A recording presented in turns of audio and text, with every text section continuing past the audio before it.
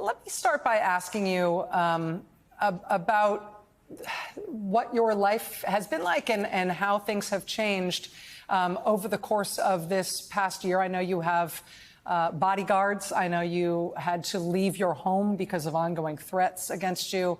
I saw footage last week at an event honoring the South Fulton police. You got a little bit emotional, thanking the police for having kept you safe in what has been a remarkably threatening environment for you.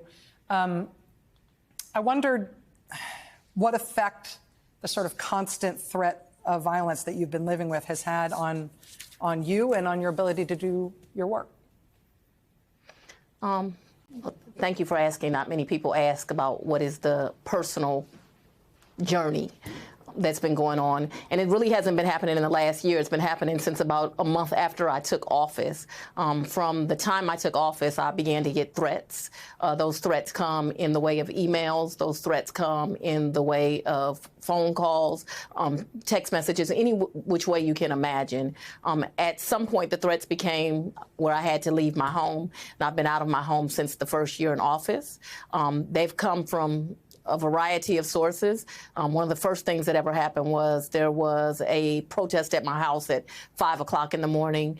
People mad because the last administration had left police cases, lots of them, and they wanted immediate action on them. And so that was the first thing that kind of happened. But the threats have certainly been about lots of different kinds of cases that I've prosecuted. People are very unhappy with them because of some recent cases that most of them are racial in nature. It has cost me to leave my home financially. I'm paying for, my mortgage because I refuse to give up the home where I raise my children, but also paying for another establishment. And I have 24-hour really protection around me. So it's a very interesting way to live, but it's well worth it.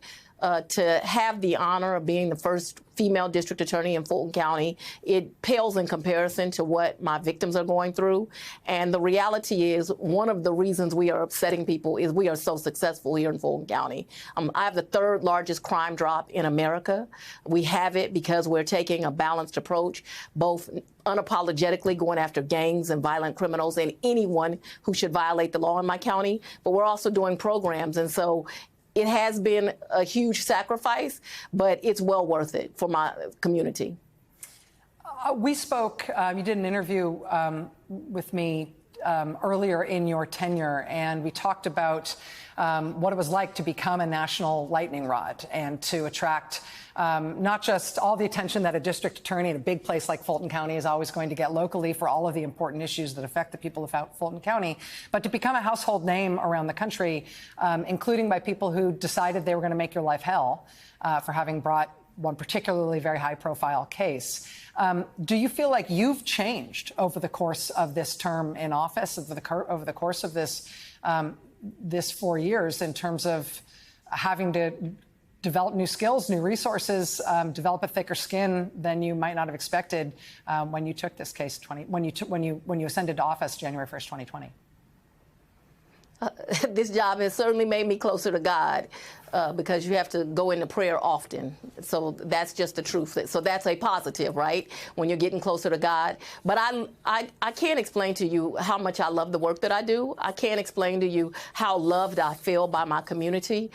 You really should feel sorry for those that are trying to deter me from my work. It doesn't do anything but motivate me to continue to work and to work hard.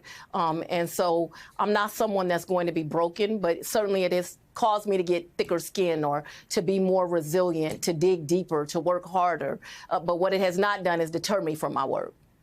Let me ask you about an interesting development that happened with a former Democratic governor of Georgia, Governor Roy Barnes. It emerged over the course of the Trump case and some of the forgive me, the mishigas around that, that you had asked Governor Barnes if he would consider joining the prosecution as special counsel in that case. And it emerged that he said no, saying, quote, "I wasn't going to live with bodyguards for the rest of my life," which is a commentary on what it takes to be part of the legal system in this era, taking on politically powerful people. But Governor Barnes, as far as I understand it, has since offered that if the Republican-controlled legislature in Georgia comes after you with this new investigative committee that they seem to have formed specifically to come after you, with some of the other ways that they seem to be targeting you, that if you need legal representation of a specialty form as part of the way they're coming after you through the legislature, that he will represent you in those matters. I just wanted to ask if that's your understanding and what you make of that, those interactions that you've had with former Governor Barnes. No, Governor Barnes is my attorney. They have decided in Georgia that they would like to come over after me. They use false reasons for wanting to come after me. I don't know if you remember, and I believe we talked about it last time. Georgia had never had a prosecutorial oversight committee, and all of a sudden, 14 minorities were elected to office to serve as district attorney. And now all of a sudden they need an oversight committee to look after district attorneys because they want to tell us how to prosecute and who to prosecute and where we should put our resources, as opposed to allowing the voters that put us in these seats to make those determinations.